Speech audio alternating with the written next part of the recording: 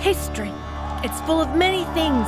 Egyptians, war, Egyptians at war. Look, I haven't studied history since high school, okay? Fortunately, you needn't have to know that history is also full of shit. Well, I was going to say it's full of ideas that women had that men get the credit for, but sure. It's so handy having Q-tips round the house. Take the Q-tip, for example. History would have you believe that the Q-tip was invented in 1923 by a Polish-American named Leo Gerstenzang. Story goes, though, that he got the idea watching his wife stick cotton wads onto toothpicks to clean his kid's ear. So, technically, Mrs. Gerstenzang came up with the idea. And what does she get for it but a mention on qtips.com? Yes, the history books are full of broads with bright ideas behind men with the means to make them happen. And those ideas can form the basis of something as simple as the Q-tip to something as complex as modern-day chicken sausage farming. Yeah.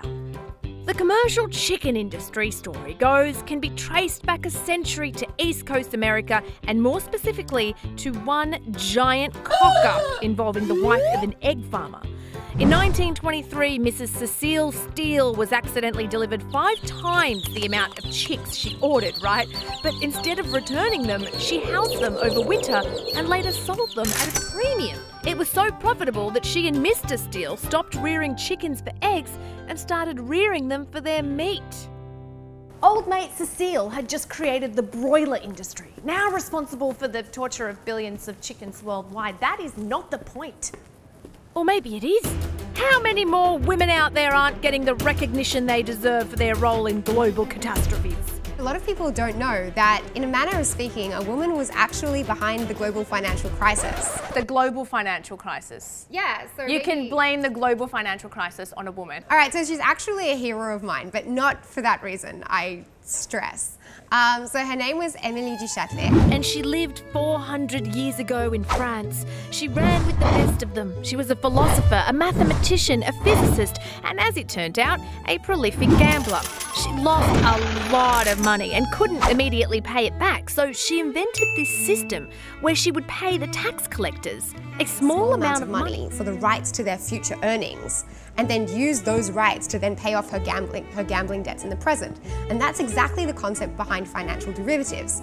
And financial derivatives were actually a huge architect of the global financial crisis. So 300 years later, Emily is still causing trouble. But getting little credit.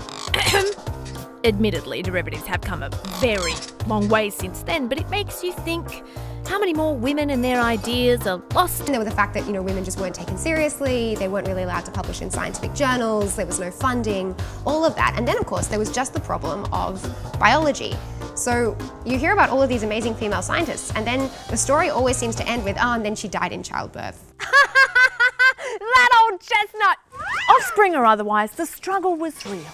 I mean, how are you meant to come up with the ideas when it takes you so long to get near the institutions that promote them? And so even at the University of Sydney here, the first female physics PhD student was in 1973. What? The first female PhD student in physics? Yeah. Happened in the 70s? Yeah. Wow.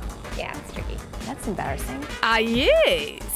But see, having ideas is one thing, realising them is another. Take Monopoly, for example. History tells us Monopoly was invented by a man named Charles Darrow in 1933.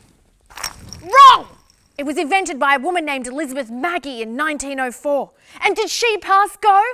No. Did she get $200? She collected $500. Literally, in 1904, hectic lefty femo Liz Magie created this. In 1933, Charles Darrow created, I use the term loosely, this.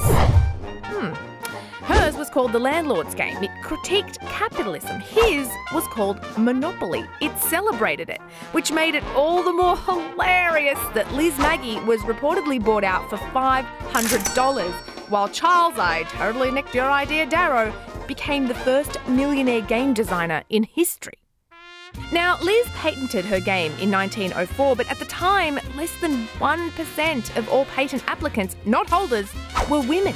So it likely would have been a nice, cool swim upstream. So, if a woman rolls up to a patent office and says, hey, I've invented a thing, it's a lot less likely that she'll be taken seriously. It's a lot less likely that she'll get a meeting.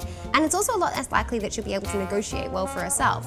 Because women, even now, we're not taught well how to stand up for ourselves. Sure, but a lot has changed in 100 years. For one, a lot more women walk these halls. And more female inventors hold patents. And if current trends continue, they'll reach patent parity in 2092.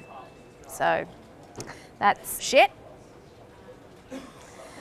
Well, it's something, isn't it? Look, the future's brighter, okay? But we want to shine a light here on the past. So here's to the legend ladies behind the lauded lads. Don't you forget about me. Don't you forget about me.